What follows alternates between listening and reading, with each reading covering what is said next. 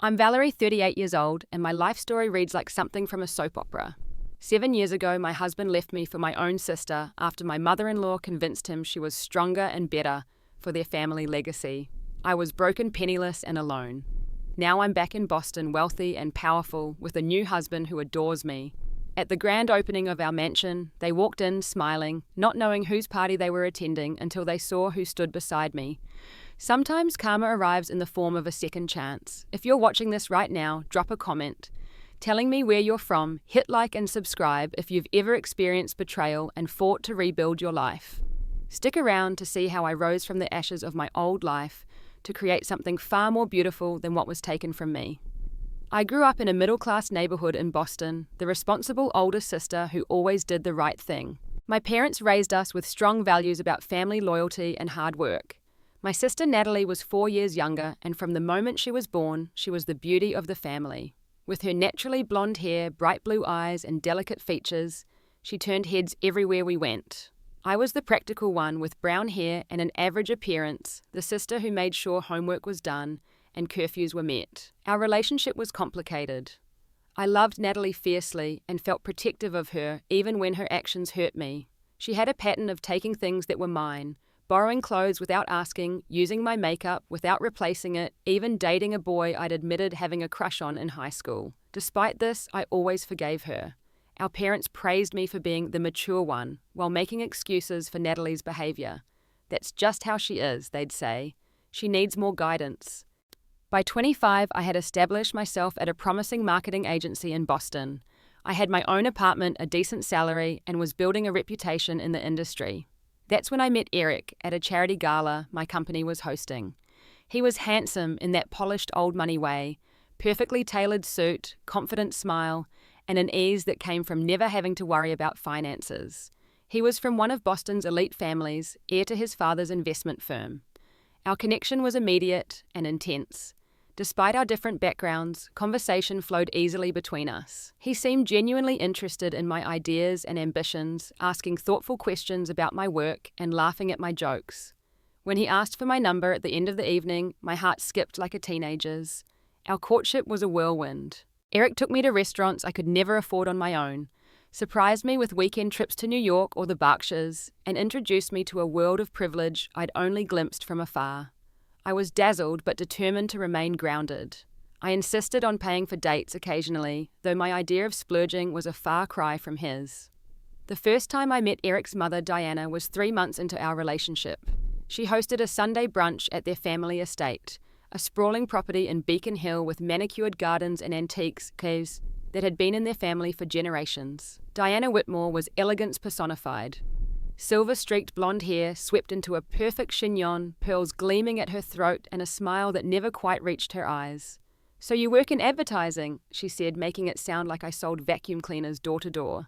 "How creative." Throughout brunch, Diana asked probing questions about my family, my education, and my career, each inquiry feeling like a test I was failing.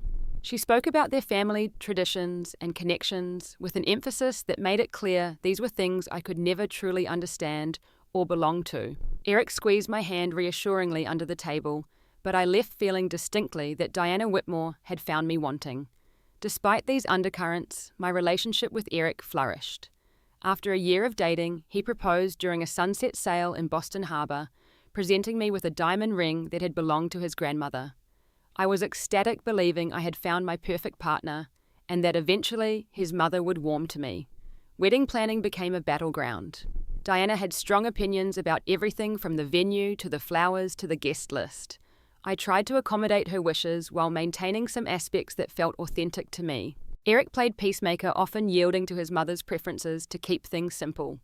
When I expressed frustration, he assured me, "Once we're married, things will settle down. She just wants the best for us." Our wedding day was objectively beautiful. A ceremony at Boston's historic Old North Church, followed by a reception at the Whitmore estate.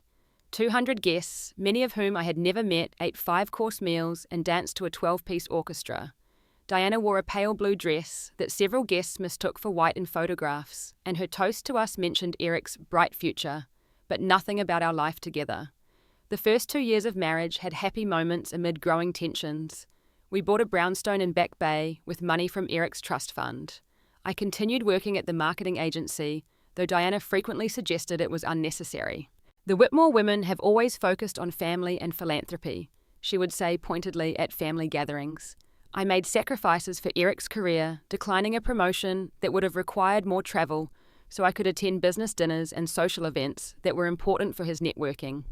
I redecorated our home to host clients and colleagues, always with Diana's critical eye, evaluating my choices. I tried to embrace the role of the supportive wife, believing that it was an investment in our shared future.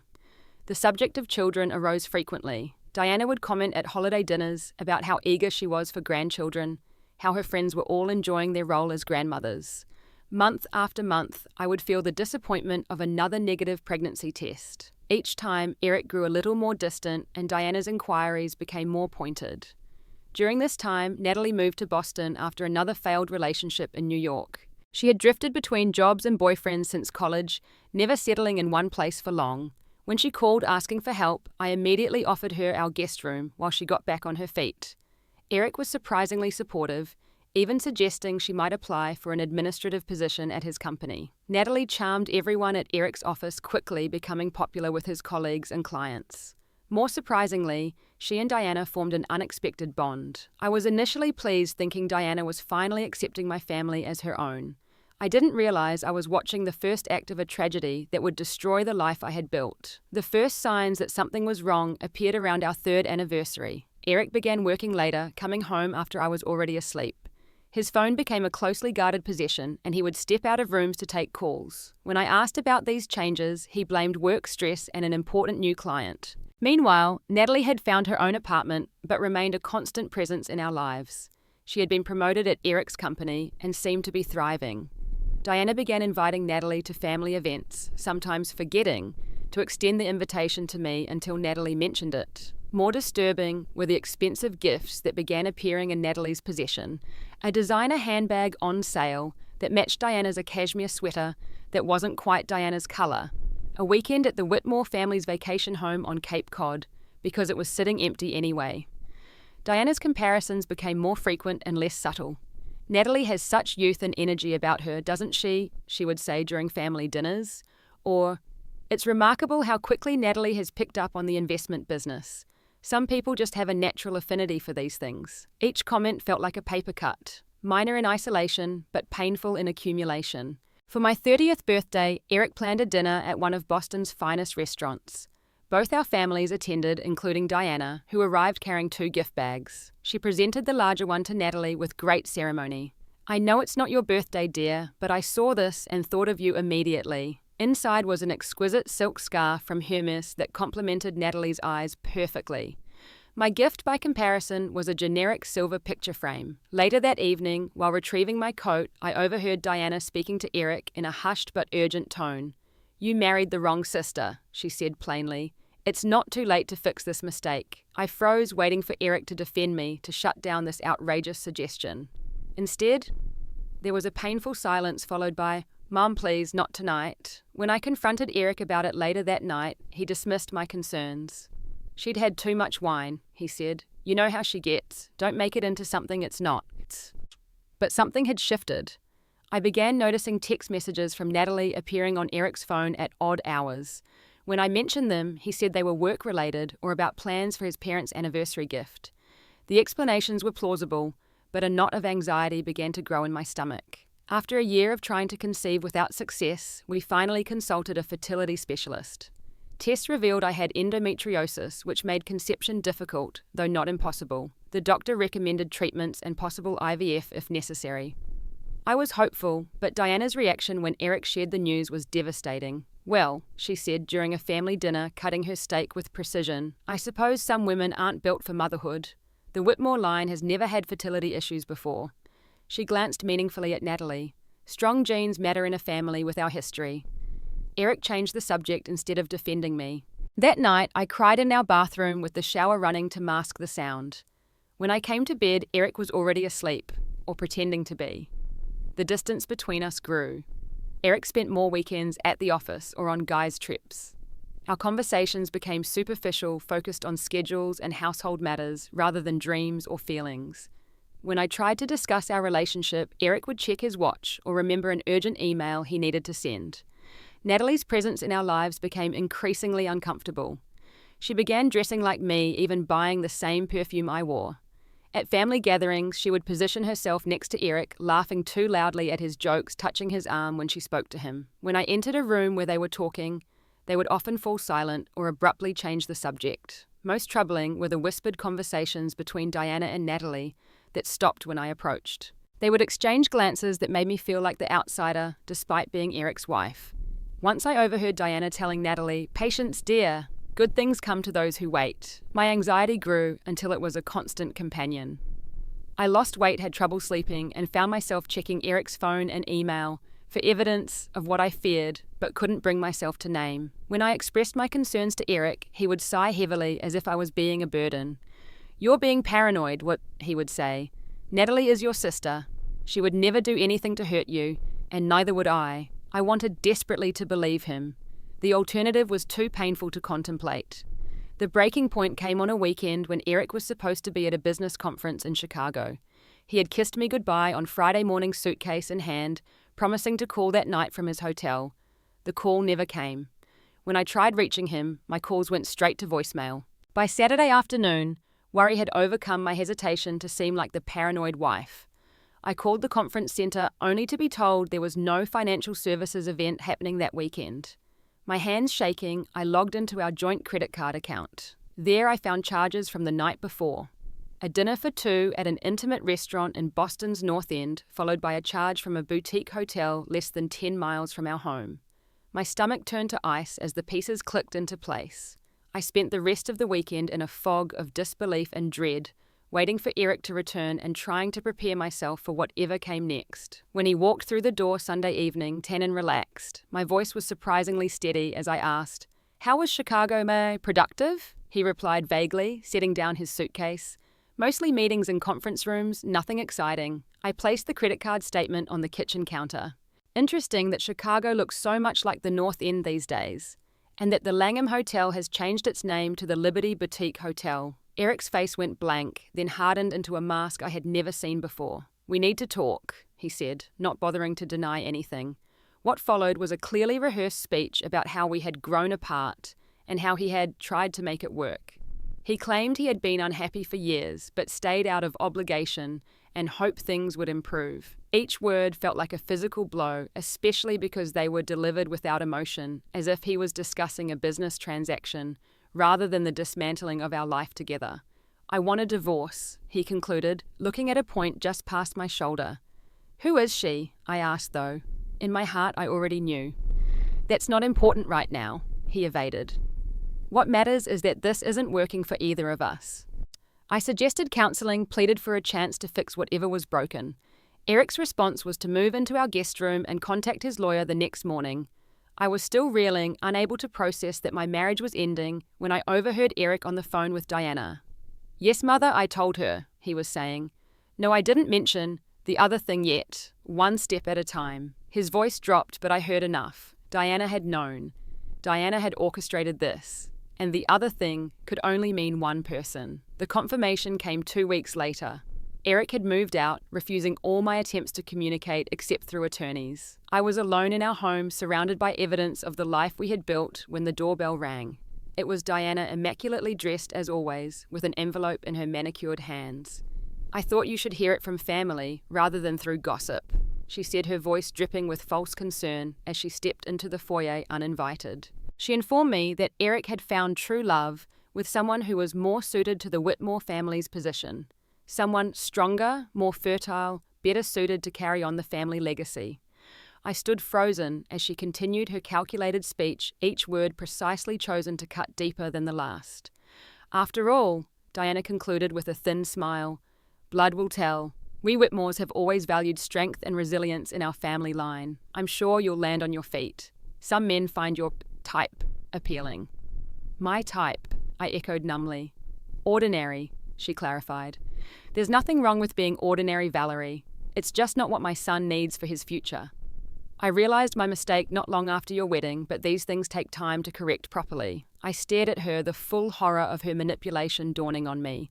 "Who is it?" I demanded, though deep down I already knew the answer. Diana simply handed me the envelope.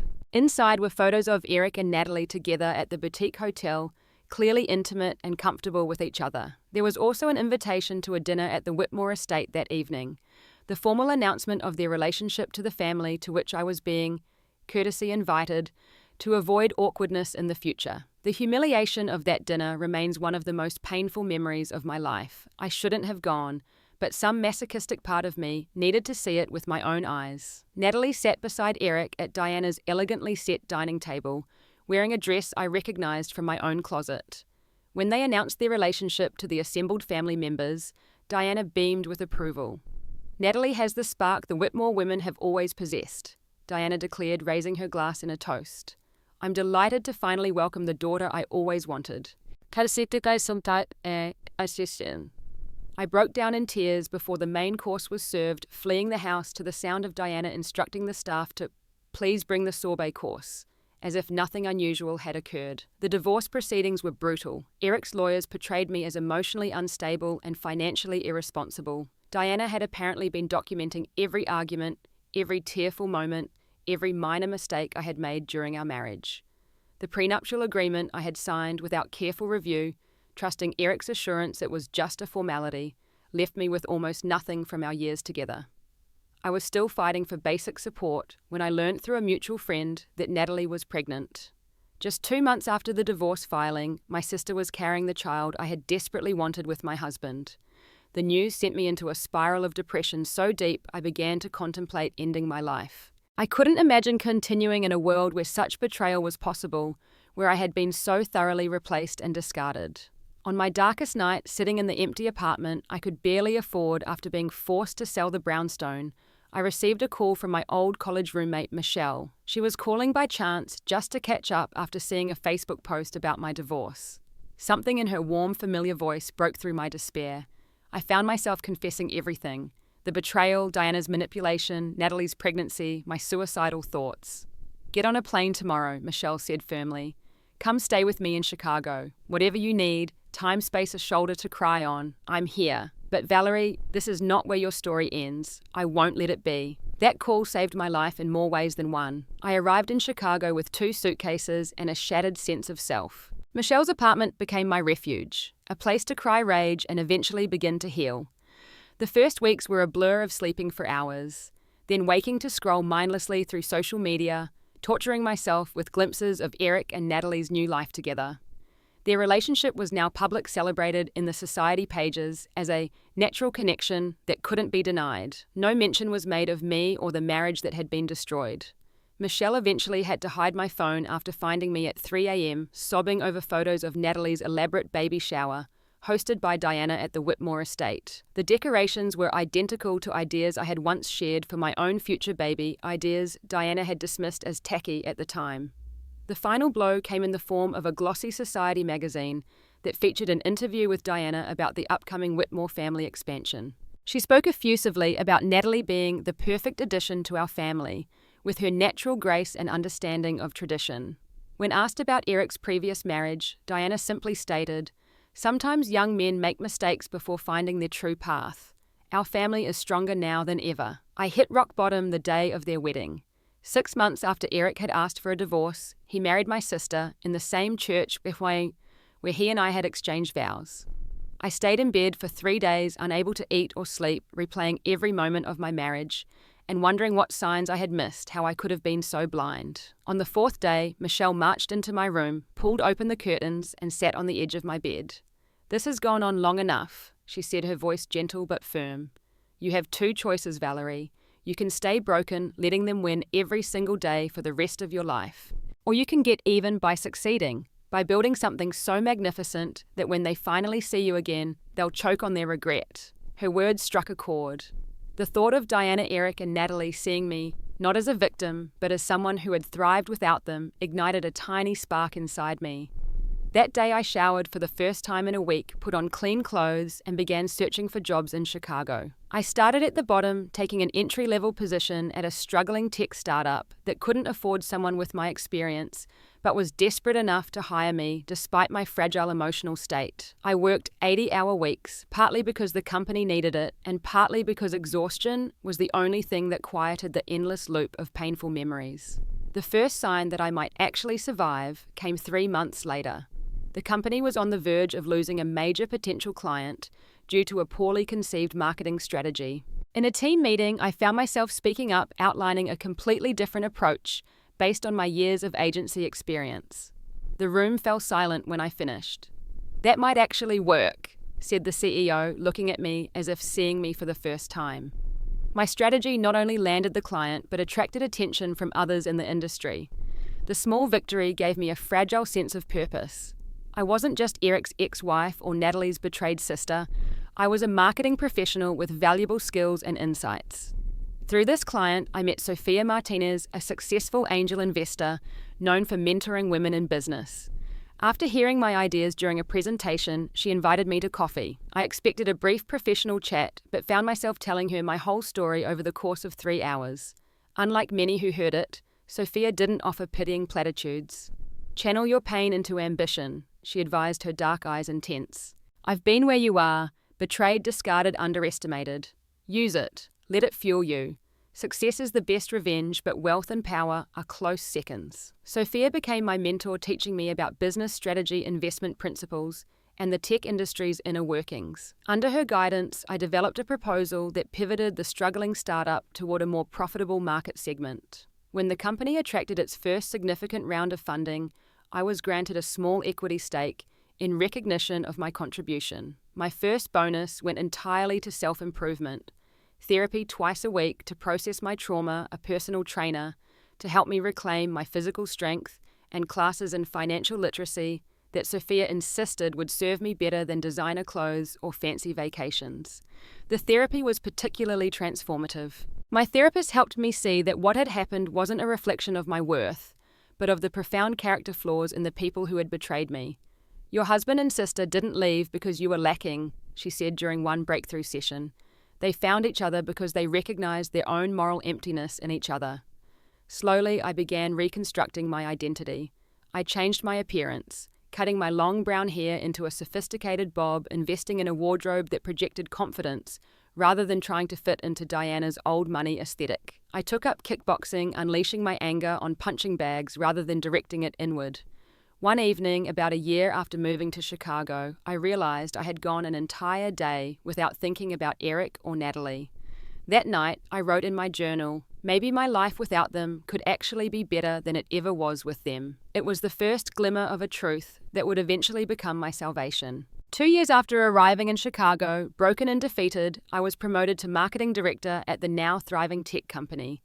The startup had found its footing with a pioneering customer engagement platform that attracted attention from larger firms in the industry. My innovative campaign, showcasing real client success stories, went viral in the business world, bringing national attention to our little company. Sophia began introducing me to her network of investors and entrepreneurs, vouching for my business acumen in circles I would never have accessed otherwise.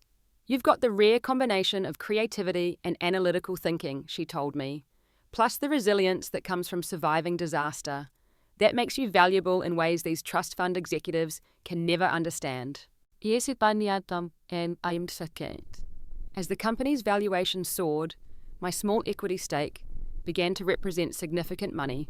Not Whitmore wealth, but enough to give me financial security and options I hadn't had since before the divorce. I rented a stylish apartment in a doorman building, started building an investment portfolio under Sophia's guidance, and occasionally indulged in small luxuries that reminded me I was no longer barely surviving. I began dating casually, nothing serious, but enough to rebuild my confidence in my attractiveness and worth. After the betrayal I'd experienced, I approached relationships with caution, but each positive interaction helped heal another piece of my shattered trust. Occasionally, news about Eric and Natalie would reach me through mutual connections or social media. They had a son named after Eric's father, as tradition dictated. Diana was apparently a doting grandmother, though rumors suggested she was equally controlling with Natalie as she had been with me. Their life appeared perfect in carefully staged Instagram photos, but friends in Boston hinted at tensions beneath the surface. I learned that Diana had been spreading a revisionist history about why my marriage ended, suggesting I had been emotionally unstable and unable to handle the pressures of being a Whitmore. My first instinct was to publicly defend myself, to expose their betrayal, but Sophia advised against it. Living well is your best revenge, she reminded me. Stay focused on building your empire. The truth has a way of surfacing eventually. I channeled my energy into greater success, volunteering for high-visibility projects and building a reputation as a marketing innovator. It was through one such project that I met Alexander Chen, the brilliant founder of a successful data security company that was collaborating with our firm. Alexander was everything Eric wasn't. Self-made, genuinely kind, and secure enough in himself to admire my ambition rather than feel threatened by it. Our professional collaboration gradually evolved into friendship, with long conversations about business strategy morphing into deeper discussions about books, travel, and life philosophies. Unlike my whirlwind romance with Eric, my relationship with Alexander developed slowly and thoughtfully.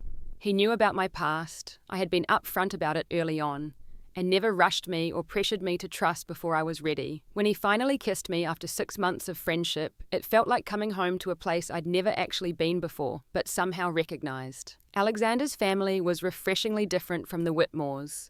His parents were Chinese immigrants who had built a modest electronics repair business in California. They were warm, unpretentious people who embraced me immediately, impressed by my resilience, rather than my pedigree or connections. His mother taught me to make dumplings in her kitchen while telling stories about Alexander's childhood, treating me like family from our first meeting. 5 years after the divorce that had nearly destroyed me, the tech startup was acquired by a major technology corporation for millions. My equity stake translated into wealth I had never imagined possessing. I was no longer just financially secure. I was rich in my own right, with no one's family money to thank for it. Alexander proposed on a quiet evening at home, rather than with grand gestures. "I love your strength, your kindness, and your remarkable heart," he said, holding out a simple but elegant ring. "I would be honored to build a life with you." We married 2 years after we began dating in an intimate ceremony on a cliff overlooking the sea in Santorini. Only our closest friends and family attended, people who had supported us through thick and thin. My parents walked me down the aisle together, their pride palpable. The wedding photos showed what the society pictures of Eric and Natalie's elaborate ceremony had not: genuine joy rather than carefully composed appearances. With Alexander's encouragement and partnership, I launched my own tech venture, focused on helping small businesses compete with larger corporations through innovative marketing technology. Alexander provided technical expertise and connections, but the company was primarily my vision built on everything I had learned through both success and devastation. Our company grew rapidly, earning a reputation for both cutting-edge technology and unusually ethical business practices. Industry publications began featuring stories about the power couple, revolutionizing how small businesses approach digital marketing. I was profiled in business magazines that highlighted my journey from marketing executive to successful entrepreneur. We built a stunning home in Chicago's Gold Coast neighborhood, designed to be both impressive and genuinely comfortable. I took particular satisfaction in creating a space that reflected my aesthetic, rather than conforming to someone else's expectations of appropriate style. The home became known for the warm, inclusive dinner parties we hosted, for an eclectic mix of business leaders, artists, and social justice advocates. As our wealth grew, I quietly established a foundation supporting women leaving abusive relationships with a particular focus on financial empowerment and career rebuilding. I never publicized this work, but it provided a healing outlet for the lingering pain of my own experience. 7 years after leaving Boston, an opportunity arose to expand our business to the East Coast. The logical headquarters would be Boston, with its growing tech scene and strategic location. Alexander was supportive but concerned about what returning to the city might mean emotionally for me. "Are you sure you're ready to potentially run into them?" he asked. I considered the question seriously. "I think I am," I replied. "Boston isn't just the place where I was hurt. It's where I grew up, where my parents still live. I don't want to let them keep me away from my hometown forever." The decision was cemented when I discovered I was pregnant. A joyful surprise after years of believing motherhood might never be possible for me. At 38, with a successful career, a loving husband, and a baby on the way, I was ready to return to Boston, not as a victim, but as a victor. The Boston expansion became my personal project, overseeing the purchase and renovation of a historic building in the Seaport District for our new East Coast headquarters. Alexander and I also bought a magnificent mansion in Brookline, not far from where the Whitmores lived, but in a neighborhood known more for its academic pedigree than old money. To announce our company's arrival in Boston and celebrate our new home, we planned an extravagant launch party and housewarming. The guest list included Boston's business elite tech industry leaders and influential community figures. I knew there was a high probability that the Whitmore family would be invited. Eric's investment firm had significant connections in the tech world, and Diana served on boards with many of our potential business associates. The possibility of seeing them after 7 years filled me with a complex mix of emotions. Part of me dreaded the encounter, while another part almost looked forward to it, to showing them exactly what they had thrown away. Alexander, ever my steadfast supporter, helped me process these feelings. "You've rebuilt your life on your own terms, Wordam," he reminded me. "Whatever happens, remember that no one can take that away from you." I selected a gown for the party with particular care. A custom-designed creation in deep emerald that elegantly showcased my 5-month baby bump. My stylist arranged my hair in a sophisticated updo that highlighted the confident woman I had become rather than the insecure one I had been. The night of the party, our home was transformed into a showcase of tasteful luxury. Fairy lights twinkled in the manicured gardens, a string quartet played in the grand entrance hall, and Boston's finest caterer served delicacies that subtly blended Alexander's Chinese heritage with New England traditions. Staff circulated with champagne and specialty cocktails as guests admired the art collection we had carefully curated over the years. I was in my element, moving through the crowd of Boston's elite, many of whom had once looked through me as merely Eric Whitmore's wife. Now they eagerly sought introductions, complimenting our home and expressing interest in potential collaborations with our company.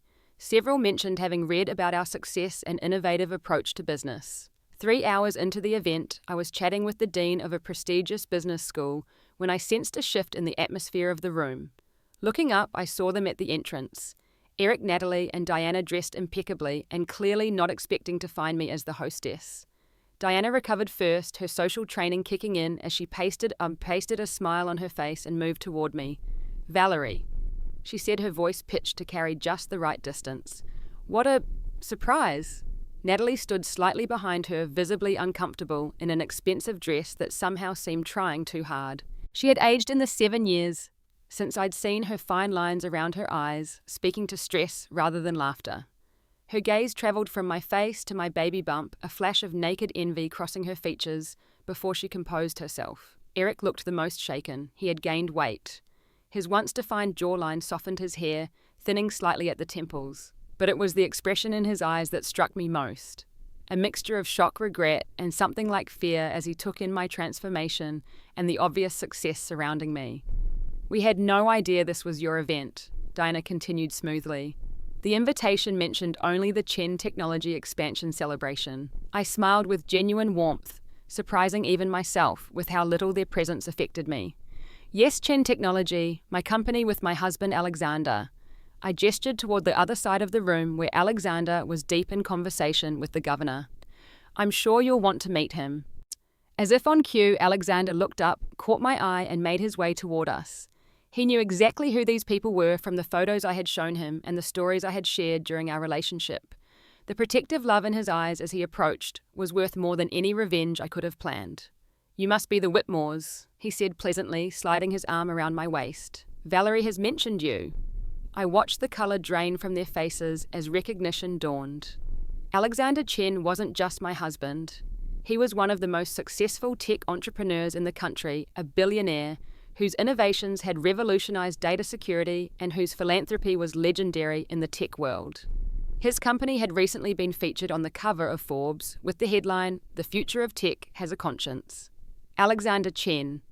Diana breathed, her social climbing instincts clearly warring with her shock. "I followed your work with great interest. Your charitable foundation has done such important things." Alexander's smile remained pleasant but cool. "Thank you. Though my wife is the real visionary behind our most successful initiatives, her insight into how technology can serve humanity rather than just profit margins has transformed our entire business model." Eric stared at me as if seeing a ghost. "Valerie, you look... I didn't know you were in Boston again." We moved back for the expansion, I explained simply. Boston's tech scene is growing, and it made strategic sense to establish our East Coast headquarters here. Natalie attempted to join the conversation, clearly uncomfortable with being sidelined.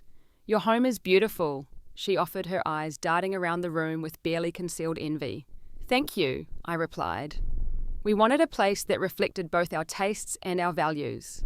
Alexander and I believe a home should be both impressive and genuinely welcoming.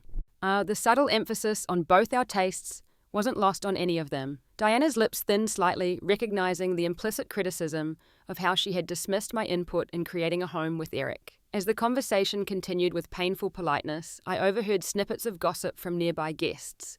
Hints that the perfect Whitmore marriage wasn't so perfect after all. Apparently, Eric's business had suffered some setbacks in recent years, and there were rumors of tension between him and Natalie, exacerbated by Diana's constant interference in their lives. Diana made a valiant attempt to network with Alexander, mentioning mutual acquaintances and suggesting potential business connections.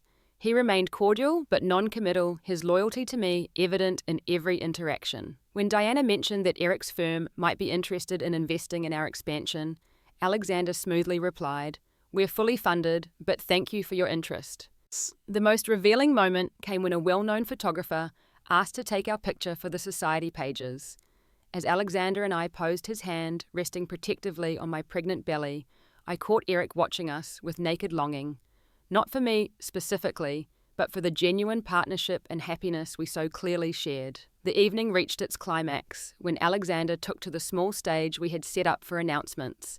He thanked everyone for coming, outlined our vision for the Boston expansion, and then, to my surprise, called me to join him. None of this would be possible without the extraordinary woman who is not just my wife, but my partner in every sense, he said, his voice filled with genuine admiration. Valerie doesn't just make our company better, she makes me better. Her strength, her brilliance, and her incredible capacity for growth after adversity have inspired everyone fortunate enough to know her. As applause filled the room, I caught Diana's eye. For once, her perfect mask slipped, revealing a flash of genuine regret before she composed herself again. In that moment, I felt something unexpected. Not triumph or vindication, but a simple peace. They no longer had the power to hurt me. After most guests had departed, I found myself alone in the garden with Eric. He had clearly been waiting for an opportunity to speak with me privately, hovering at the edges of conversations until the crowd thinned.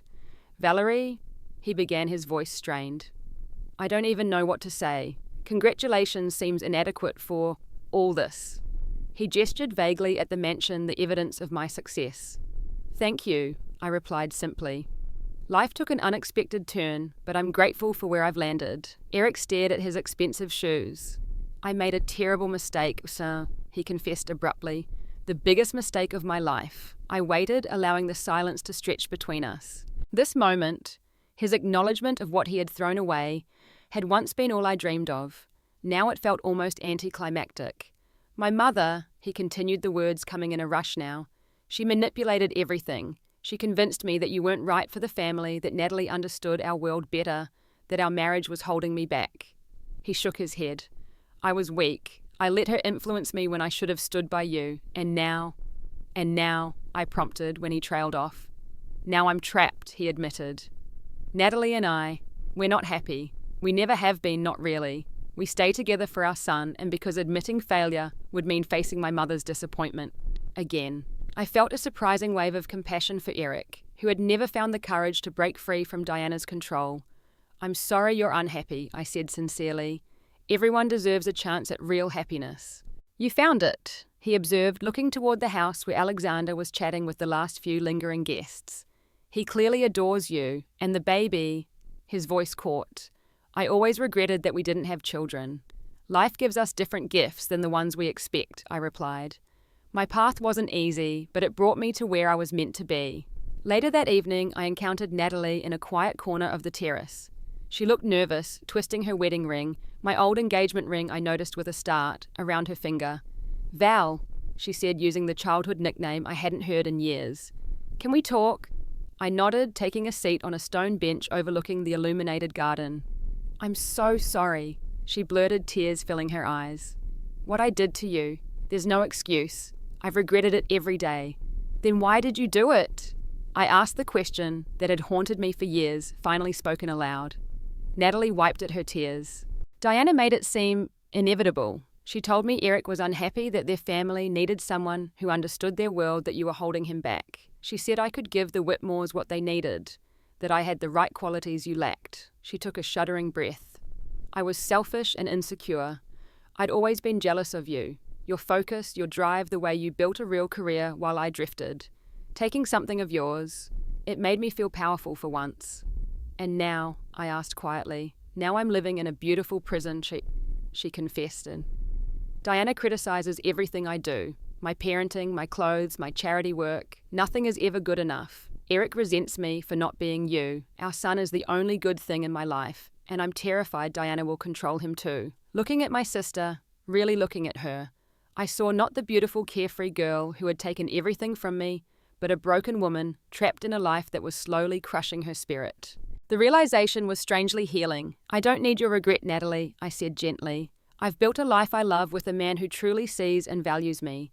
But I do forgive you, not for your sake, but for mine. Holding on to that pain doesn't serve the woman I've become. Natalie's eyes widened in surprise. After everything I did, you can forgive me. Forgiveness doesn't mean what you did was okay, I clarified. It means I'm releasing the hold it had on me.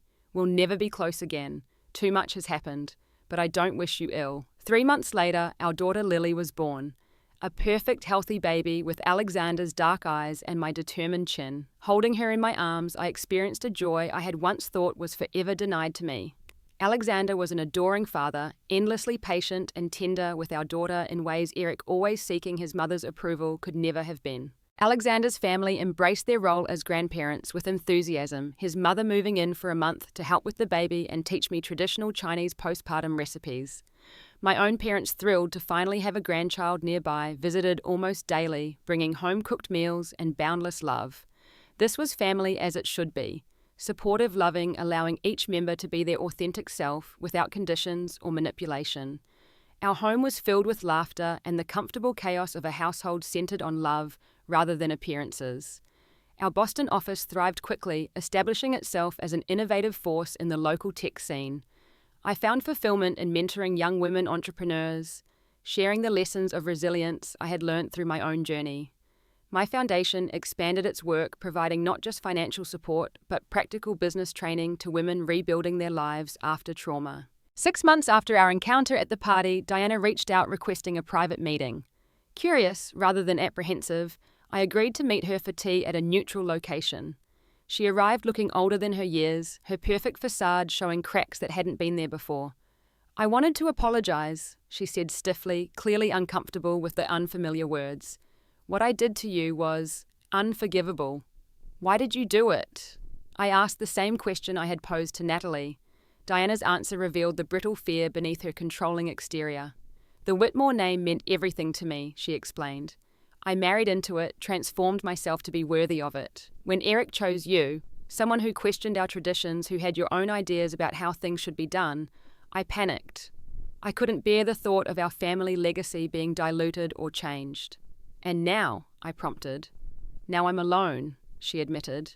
Eric barely speaks to me since your party. Natalie resents me. My grandson is the only joy in my life, and I'm afraid they'll eventually keep him from me too. She looked directly at me for perhaps the first time. You've built something remarkable, Valerie. Not just your business success, but a genuine family. I see now what I destroyed. I set boundaries with Diana that day. Clear, firm lines about what role, if any, she could have in my life going forward. It wasn't reconciliation, but it was an acknowledgement that the past, while not forgotten, no longer controlled my present. Over time, I developed a cordial, if distant, relationship with Natalie, primarily for the sake of our children, who were after all cousins. Eric and Alexander maintained a polite professional distance, occasionally finding themselves at the same business functions, but never developing any real connection. Diana gradually faded from Boston's social scene, as both Eric and Natalie established more independence from her influence. The last I heard, she had moved to her sister's home in Florida, a once unthinkable retreat from the world she had fought so hard to control. The betrayal that once defined me has become just one chapter in a much larger story. The pain that nearly destroyed me became the foundation upon which I built a life more authentic and fulfilling than I could have imagined. In losing everything, I found the freedom to become who I was truly meant to be. I sometimes wonder what would have happened if Eric had never left, if my sister had never betrayed me, if Diana had accepted me into their family. I might have lived my entire life trying to fit into a space too small for me, never discovering my own strength, or creating the life that now brings me such joy. There's a profound peace in this realization. The very people who sought to diminish me ultimately set me free. And in that freedom, I found not just success and wealth, but the genuine love and family connection I had always truly wanted. Have you ever experienced betrayal that ultimately led you to a better place? How did you rebuild your life after someone tried to break you? Share your story in the comments below. If this journey of resilience resonated with you, please like this video and subscribe to hear more stories of overcoming life's biggest challenges. Don't forget to share with someone who might need to hear that their current pain could be preparing them for future triumph. Thank you for listening, and remember, sometimes the worst chapter of your story becomes the turning point to your greatest achievement.